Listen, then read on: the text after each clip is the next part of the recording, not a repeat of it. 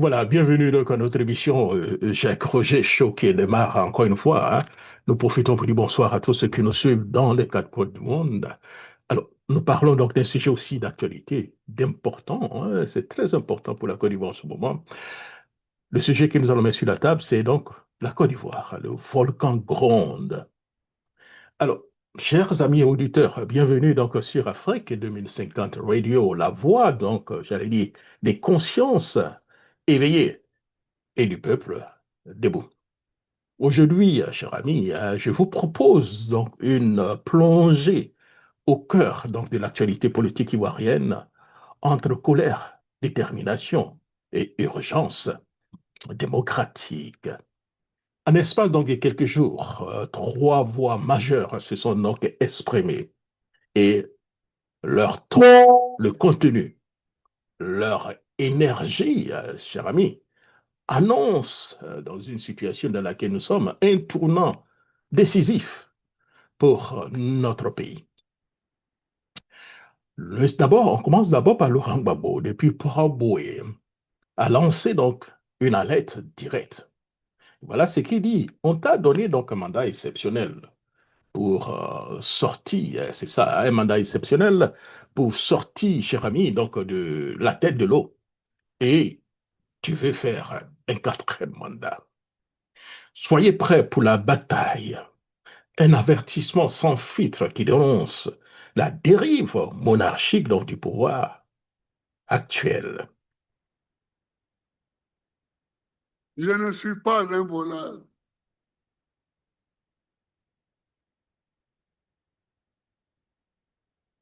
Parce que braquer, c'est un mot brutal pour dire voler. Je ne suis pas un voleur. Et ceux qui ont fait la liste savent que je ne suis pas un voleur. Mais comme ils veulent qu'on se batte, on va se battre.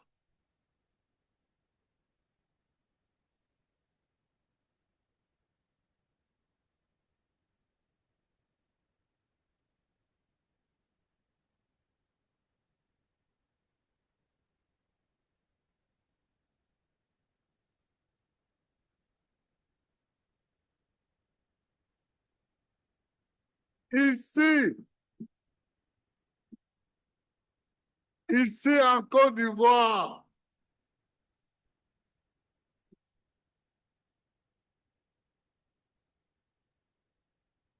parmi tous ceux qui font la politique, moi, Gbagbo,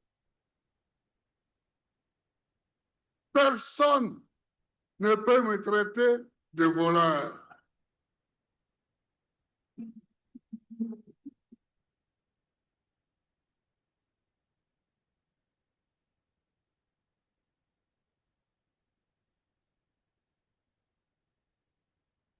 Je considère que cela est une insulte à ma personne.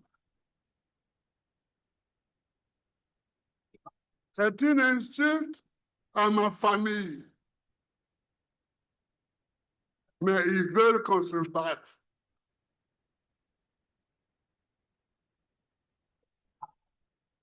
Mais qu'ils sachent qu'on se battra. Hein.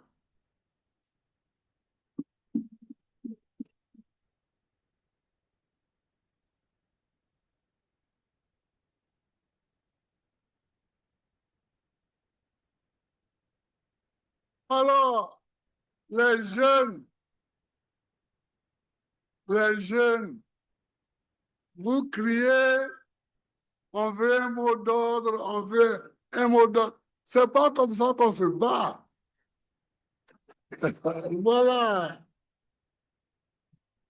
C'est pas comme ça qu'on se bat. Aujourd'hui, j'ai 80 ans. Et je me bats depuis que j'ai 18 ans. Et on ne m'a pas encore vaincu. Si je suis debout, c'est que je sais me battre. Je sais recevoir les coups, mais je sais en donner.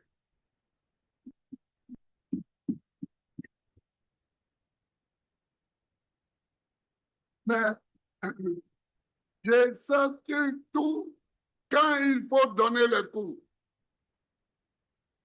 On ne donne pas les coups n'importe quand, ni n'importe comment. Ils veulent qu'on se batte. On va se battre. Je vais me battre pour mon honneur et je vais me battre pour la Côte d'Ivoire.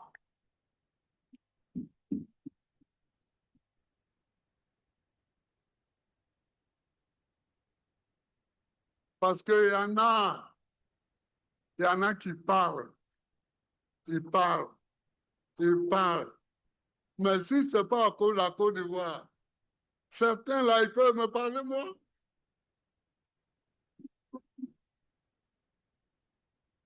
On est ici en Côte d'Ivoire, on se connaît. Il y en a qui parlent,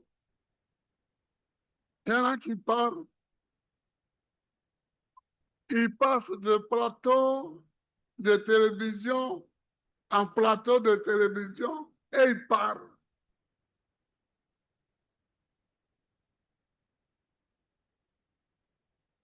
Attention, attention, vous êtes en train d'aller trop loin. Attention, vous êtes en train d'aller trop loin. Trop, c'est trop. Trop, c'est trop.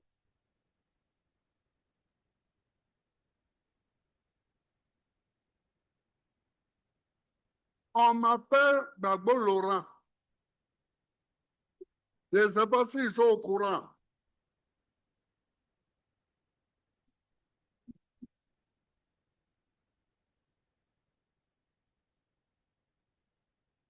Je ne sais pas s'ils sont au courant.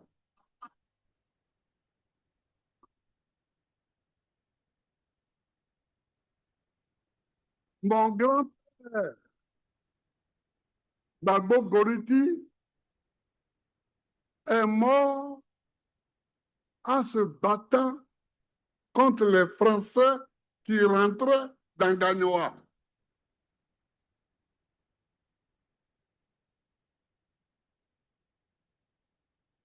Mon père, Zépé Koudou,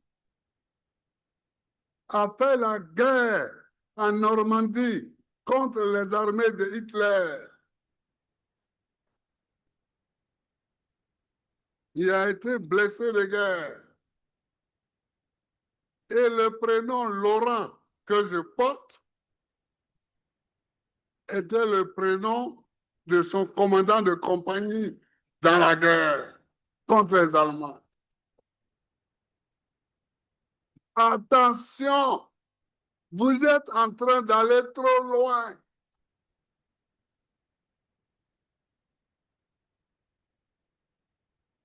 Attention, on peut se tromper, mais il ne faut pas aller trop loin.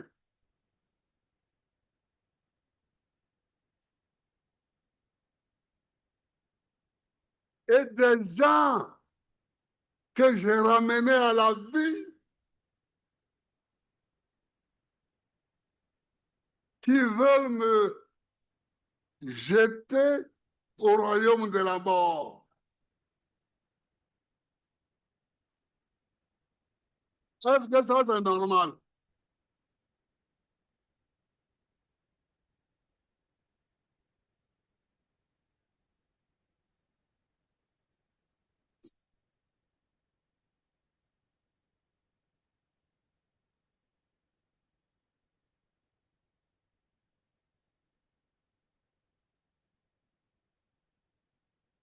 Quand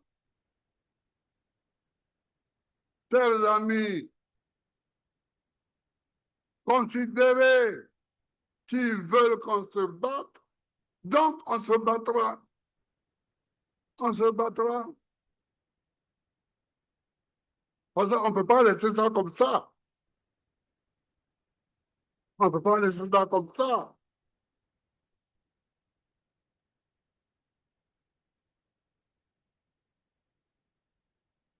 Vous venez trouver un fils authentique chez lui. Et vous voulez le piétiner chez lui. Mais non, mais non, ça ne peut pas se passer comme ça. Ça ne peut pas se passer comme ça. Tu ne peux pas me trouver en maman et puis vouloir me piétiner en maman. Ça, c'est pas possible. C'est pas possible.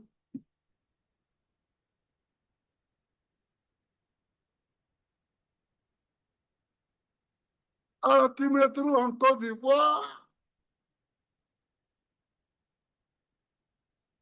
et tu veux me piétiner en Côte d'Ivoire. Moi,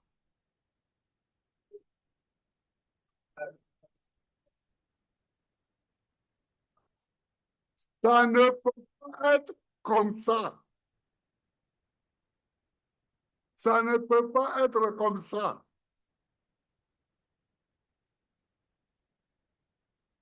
Écoutez-moi bien. Écoutez-moi bien.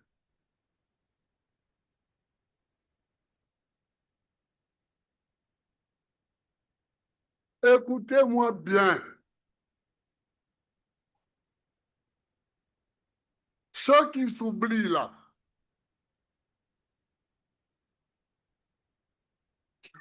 ceux qui s'oublient, il faut qu'ils se souviennent que c'est eux qui sont inéligibles.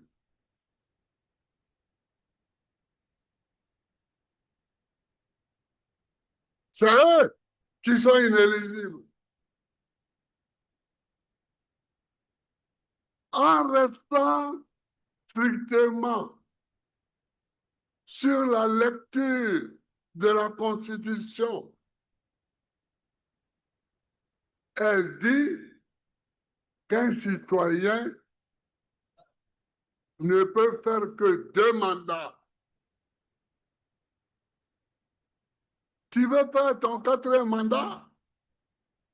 4e mandat? Est-ce que c'est vrai ça? Ou bien est-ce que j'ai mal entendu?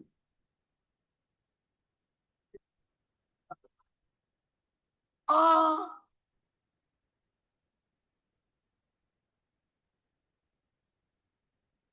ah, trop, c'est pas un peu trop là?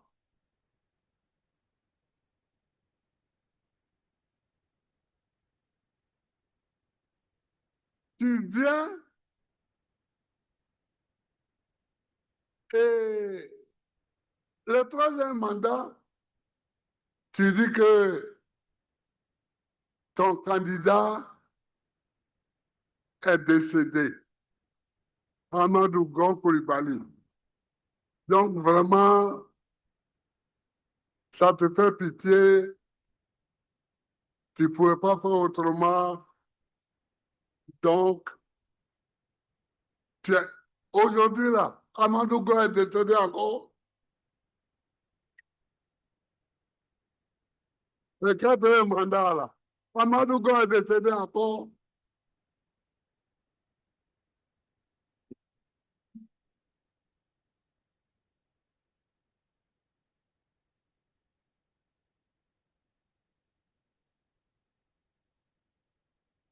Embêté, on dit, et que vous le savez, pour être.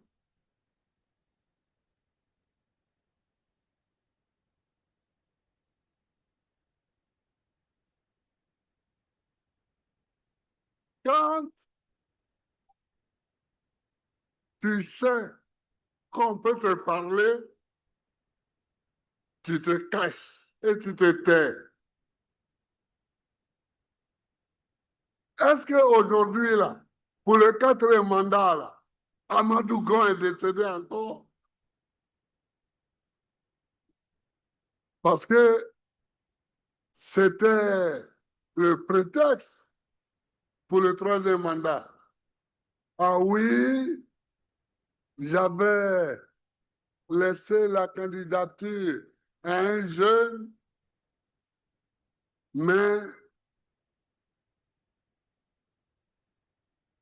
la mort me l'a arraché, comme si au RDR, il n'y a pas d'autres candidats.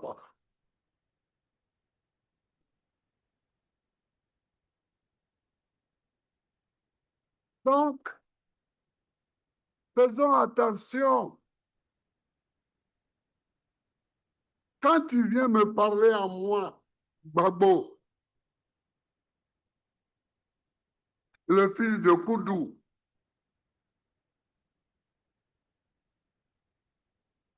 pour dire que je ne peux pas être candidat là, il faut bien regarder ton slip, ton pantalon, d'abord, avant de venir me parler. Monsieur Cissé Congo lui aussi revient pour contrer une figure. Donc, le secrétaire exécutif du RHDP a répondu avec donc une menace à peine voilée. Il dit, s'il descend donc dans la rue, qu'il sache que la rue ne lui appartient pas.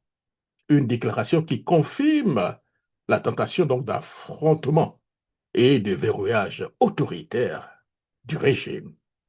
Et enfin, la voix de la raison, M. Soumaïla Bredoumi, le porte-parole du PDCI-RDA, a parlé au nom de la résistance démocratique.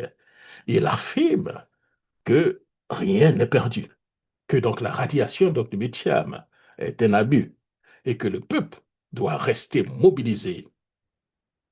À Tengrela et à Boaké, à Dabou, en passant par tous les coins donc, du pays, il appelle chaque citoyen à répondre à l'appel du combat républicain.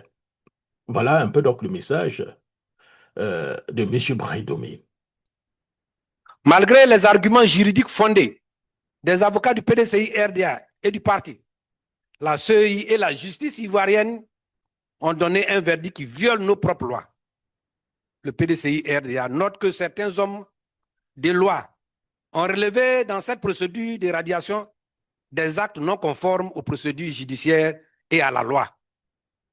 Le PDCI-RDA conteste donc cette radiation abusive qui porte atteinte aux droits fondamentaux du président Tidjane Thiam. Et nous devons dire tous ensemble ici que nous disons non à cette radiation. À ce jour, le régime du RDR refuse de lui délivrer un certificat de nationalité, le rendant ainsi apatride. Cette décision de justice et des autorités ivoiriennes en charge des élections donne raison aux conclusions d'une publication récente de l'Institut VEDEM, qui dans son rapport 2025 classe la Côte d'Ivoire 107e sur 179 pays parmi les pays à autocratie électorale. La Côte d'Ivoire, selon cet institut de crédibilité mondiale reconnue, fait partie des pays qui organisent les élections multipartites, mais dont celles-ci sont entachées d'irrégularités, de restrictions à la liberté d'expression, de limitations de la concurrence politique et d'un usage stratégique des institutions judiciaires pour marginaliser les opposants. Voilà ce que l'Institut dit de la Côte d'Ivoire.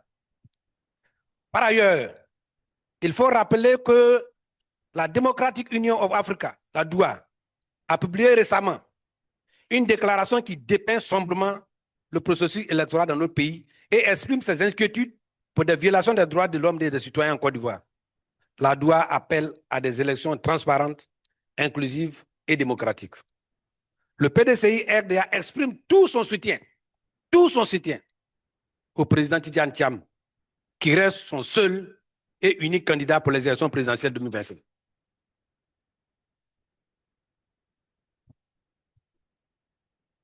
Quelles sont les motivations d'un tel harcèlement du régime RDR à l'endroit du président Tidjane Thiam?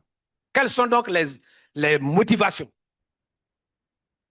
D'abord, un bilan qu'il a qualifié d'inattaquable, mais qui est en réalité minable et d'impact insignifiant sur les Ivoiriens. En effet, après 15 années de gestion et après avoir mobilisé près de 115 000 milliards de budget cumulé,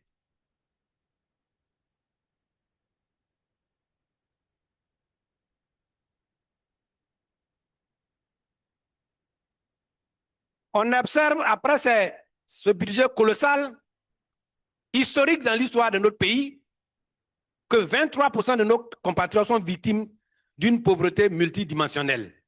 Ça dit quoi? C'est le Kochwako en fait. La Côte d'Ivoire, notre pays, compte 4 Ivoiriens sur 10 qui vivent en dessous du seuil de la pauvreté. Ce sont leurs propres chiffres.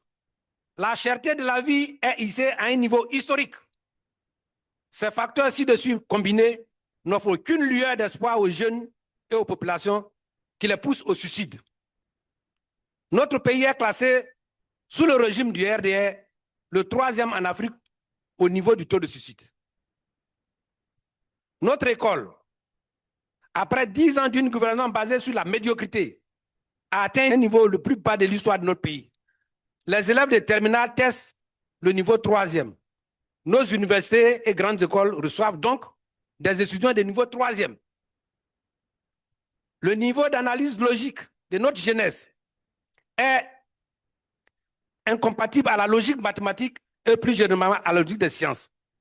On entend donc le cri de cœur d'un imminent et célèbre professeur de mathématiques, tutoiement sur le risque que le niveau de notre jeunesse estudiantine et scolaire fait courir à la nation, tire la soute de l'échec du régime du RDR à mettre en œuvre un programme d'éducation et de formation performant. Le monde rural est à l'agonie et notre environnement est dangereusement dégradé par une absence d'une véritable politique de protection de la nature, ainsi que l'orpaillage dit illégal. L'orpaillage illégal effectif est pratiqué par les acteurs dominés par les personnes non ivoiriennes à 70%, selon les données fournies par le régime RDR lui-même. Le gouvernement du RDR est impuissant face à l'ampleur de cette activité illégale qui impacte de façon indélébile la santé et le cadre de vie de nos compatriotes. Sous le régime du RDR, la corruption est devenue endémique et a gangréné tout le corps social de notre pays. La Côte d'Ivoire est devenue la plaque tournante du trafic de la drogue, du blanchiment d'argent. C'est pourquoi, c'est pas moi qui le dis, notre pays a été mis sur la liste grise du groupement d'action financière qu'on appelle le GAFI. En lieu et place d'offrir des logements sociaux comme promis, le régime du RDA a détruit les habitations de populations démunies et les a jetées dans la rue sans préavis ni mesure de compensatoire. C'est la preuve de l'échec de leur promesse de campagne axée sur un Ivoirien 1,3 à 5 millions de francs CFA. Le régime du RDR et sa politique ont impacté dangereusement sur l'indice de développement humain, IDH, de notre pays. L'IDH de notre pays nous classe parmi les 30 derniers du monde. L'arrivée inattendue du président Tidjane Thiam sur la scène politique lui a permis de relever les failles et les insuffisances criades d'une politique de tape-l'œil basée sur la réalisation d'infrastructures qui sont du reste lourdement surfacturées. Et donc, ça a arrivé déséquilibre dans le régime du RDR et ses complices à l'intérieur du PDCI RDA. Le régime a donc peur de l'affronter. Quand les Ivoiriens, dans leur large majorité, veulent un réel changement en faveur du président Tidjane Thiam. Selon les sondages dont les résultats nous ont été relevés lors de notre récent séjour en Europe, face aux candidats du parti au pouvoir, dans une compétition ouverte, le président Tidjane Thiam est donné largement favori.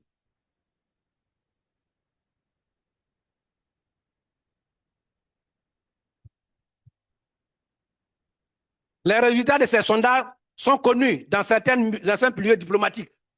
Dans certains milieux diplomatiques, ils ont ces sondages. Voilà tout le péché de notre champion. Le PDCI œuvre pour éviter à notre pays des violences qui vont endeuiller encore une fois notre pays qui a trop souffert des crises du passé.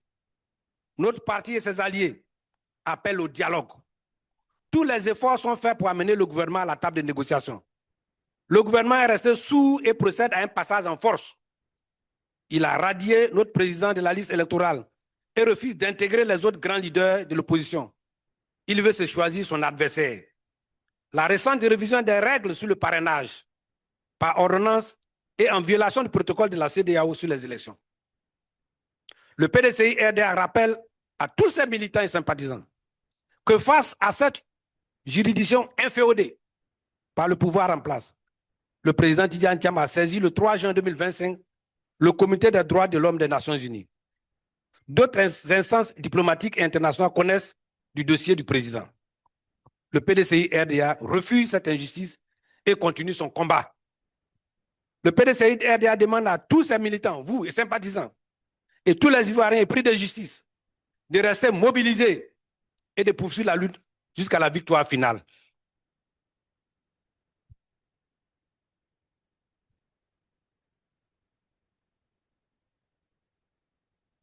Cette liste dite définitive n'est que provisoire.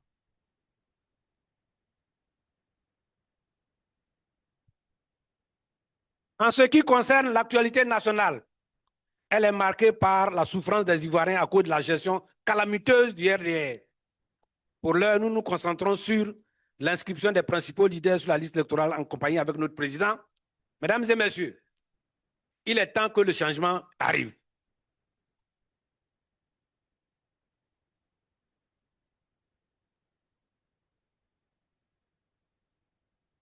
Nous devons maintenir la pression en usant de tous les moyens démocratiques pour obtenir des élections inclusives, transparentes et démocratiques.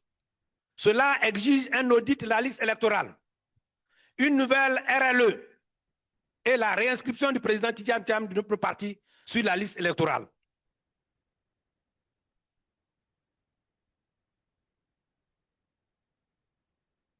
À nos militants et sympathisants, je leur demande au nom du président de notre parti et de la haute direction du parti que rien n'est encore perdu.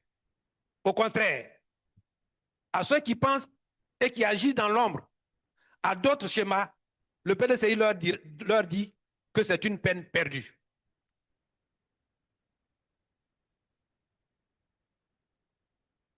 Notre combat avec le président Tidjane Thiam va aboutir. Va aboutir. Nous appelons donc les Ivoiriens à rejoindre le train du nouveau PDCI-RDA, piloté par le président Tidjane Thiam pour mener le combat libérateur afin de retrouver la vie, le travail, l'équité et la prospérité et le bonheur en Côte d'Ivoire. Le parti vous appelle. Le parti vous appelle. Où que vous soyez, à Tengrela, à Ebouenda, à Tabou, à Sokourala, à Varale, à Bouaké, à Bamoro, partout. Mobilisez-vous et mettez-vous prêts à l'appel du parti pour libérer notre pays. Alors, chers amis auditeurs, que vous entendez donc dans un instant, c'est donc une analyse exclusive, une thèse claire des trois discours. Pas pour faire peur, mais pour réveiller sûrement donc les consciences, car la Côte d'Ivoire est sur donc un volcan. Et si nous disons rien maintenant, demain il sera donc trop tard.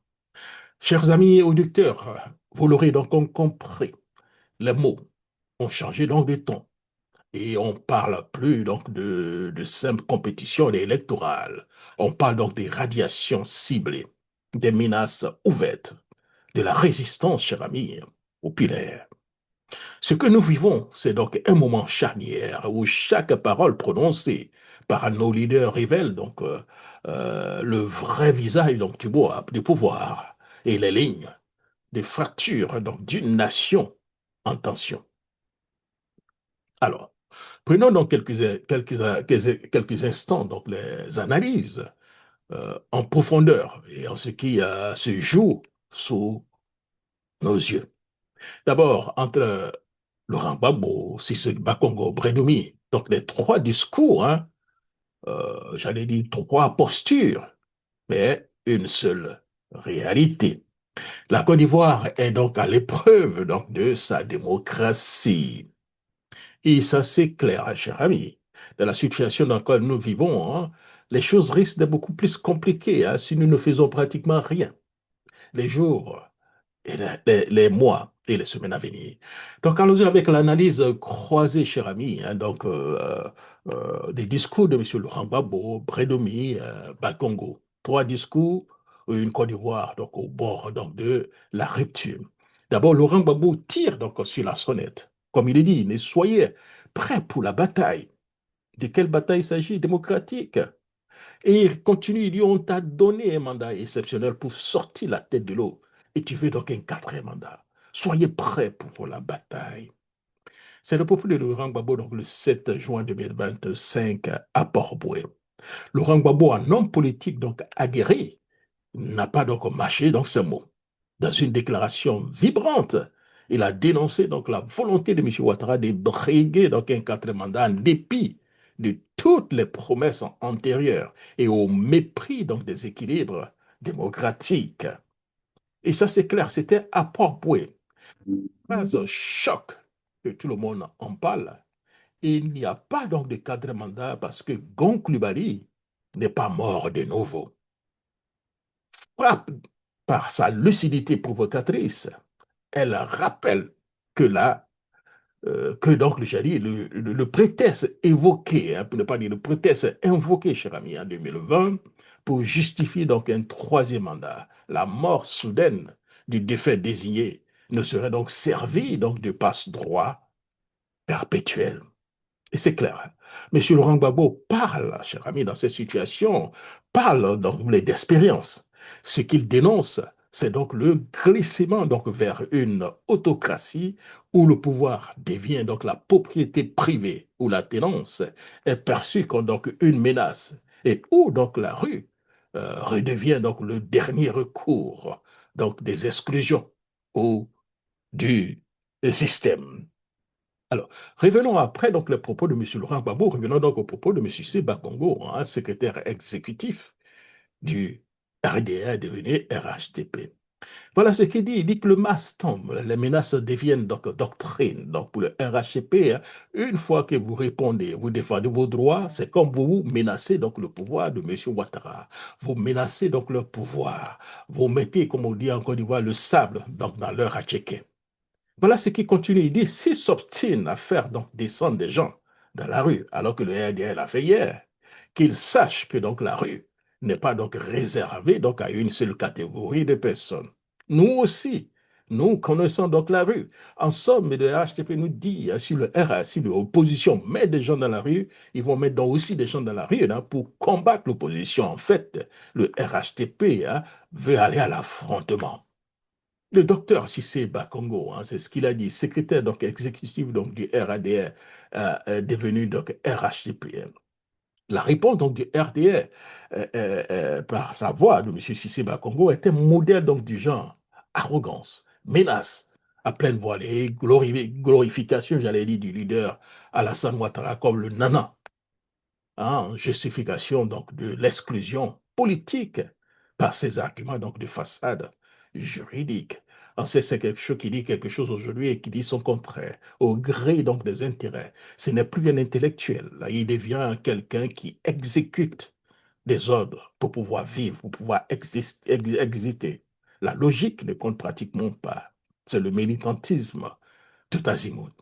Ce discours a fait donc une place, donc ne fait pas place donc au dialogue républicain, mais s'installe donc dans une logique de confrontation où le débat est remplacé par donc la dissuasion et la démocratie par la peur. C'est donc l'expression brutale de la boulimie donc du pouvoir déguisé en fermeté, j'allais dire institutionnelle. Et c'est ce que nous vivons actuellement donc en Côte d'Ivoire. Alors, M. Bredoumi, que nous appelons donc la voix donc de la raison, hein, qui lui est le porte-parole du PDCI, appelle donc à la résistance pacifique et populaire. C'est ce qu'il dit. Cette liste soi-disant définitive n'est que provisoire. Rien encore est perdu. Au contraire, à ceux qui complotent donc dans l'ombre, le PDCI dit que c'est peine perdue. Notre combat avec donc, le président Thiam va aboutir, voilà, donc pour paraphraser les propos donc M. Bredomi, le porte-parole donc du PDCI RDA. Donc, vous voyez, donc le porte-parole du PDCI RDA dans cette déclaration ferme et structurée a posé donc les bases donc d'un mouvement donc de résistance démocratique. Il affirme que donc la liste électorale du 4 juin 2025 est illégitime car elle exclut donc les figures majeures donc, de l'opposition, notamment le candidat du parti, M. Tidiam Thiam. M. Brédoumi rappelle donc que la lutte reste donc pacifique, mais que la détermination est totale et appelle donc à la mobilisation générale, à l'unité et à la transparence et à la vérité donc des urnes et surtout hein, à la vigilance face à l'infiltration et à la répression rampante. Il rappelle que plusieurs militants sont déjà en prison, comme Macron Premier, le président de la JPDCI rurale, et autres suivront peut-être, mais la lutte ne s'arrêtera pas. En somme, il est en train de dire nous ne serons pas du tout intimidés si vous allez mettre nos jeunes, nos cadres, nos militants en prison, mais ceux qui seront encore ne seront pas, vont toujours continuer le combat. Ce discours, hein, tout en restant donc dans le cadre républicain, refuse donc la résignation. Il oppose donc à la brutalité donc du régime, à la force donc du peuple organisé et à la manipulation institutionnelle, le courage de la vérité, à ce que beaucoup de personnes semblent ignorer. C'est donc une alerte, donc on peut parler donc d'une alerte de la Côte d'Ivoire sur donc un volcan en écoutant donc ces discours. Donc vous voyez que les discours de M.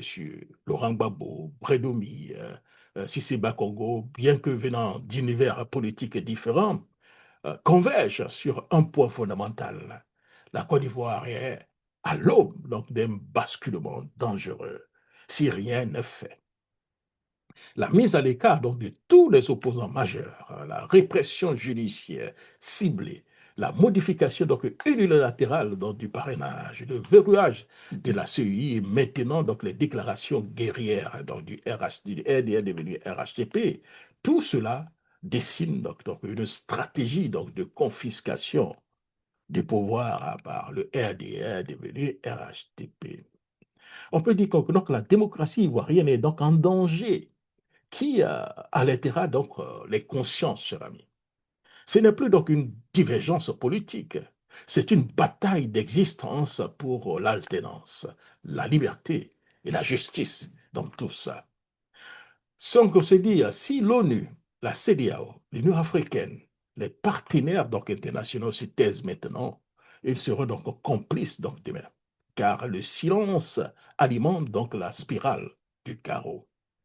Et nous, citoyens ivoiriens, avons donc le devoir d'alerter, de mobiliser donc et de résister par la démocratie, la vérité, cher ami, et surtout l'unité autour donc des valeurs.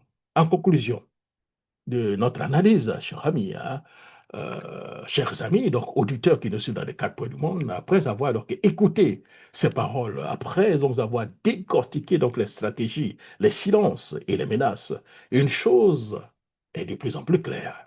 La Côte d'Ivoire est à la croisée donc des chemins face à ceux qui veulent confisquer donc le pouvoir, ceux qui appellent donc à la vigilance et ceux qui refusent l'avancement donc de la vérité.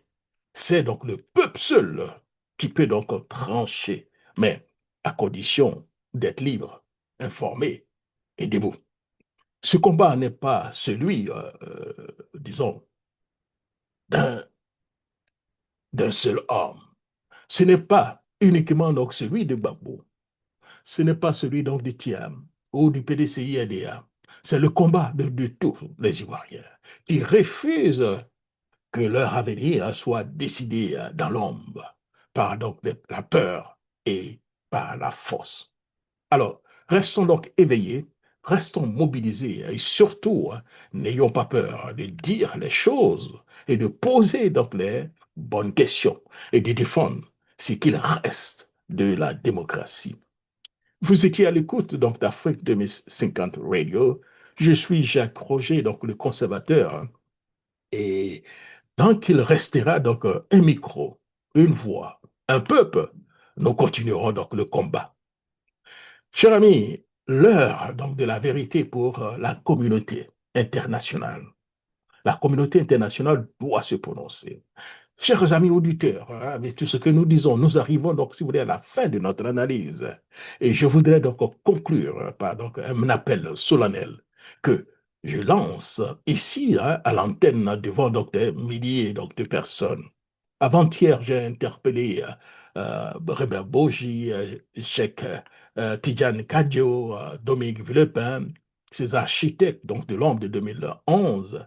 Hier, j'ai tendu donc la parole à M. Thabo Mbeki, à la Cour pénale internationale, à ces institutions qui ont validé l'arbitraire au nom de la démocratie prétendue. Aujourd'hui, c'est donc l'ONU que je m'adresse, car tous sans exception, ont joué un rôle actif ou complice dans l'installation donc, du pseudo-démocrate M. Alassane Ouattara en 2021 au mépris d'une décision, pour ne pas dire des décisions, d'une cour constitutionnelle ou bien de la cour constitutionnelle ivoirienne, pourtant claire.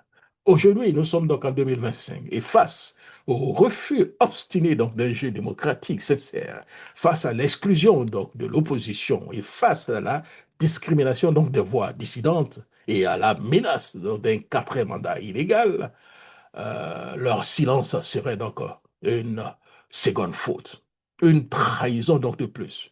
Il ne suffit pas donc d'avoir imposé donc M. Ouattara. Il faut maintenant assumer, intervenir, exiger et pourquoi pas prévenir. Car si la communauté internationale a su donc envoyer donc des hélicoptères pour protéger la démocratie, elle peut et a droit aujourd'hui à envoyer donc des observateurs, des médiateurs et des garde-fous, j'allais dire, pour empêcher que la Côte d'Ivoire ne sombre dans une crise pire que celle de 2010. Le temps n'est plus donc au calcul, cher ami. Il est en action immédiate. Ici, c'est donc Afrique 2050. Je suis Jacques Roger, donc le conservateur et le commandant du projet. Et je vous laisse avec une seule question. Combien de fois encore faudra-t-il reconstruire ce pays? Combien de fois faudra-t-il reconstruire ce pays, cher ami? Je crois que vous avez compris le fond donc de mon passé. Merci beaucoup et surtout portez-vous bien. Au revoir.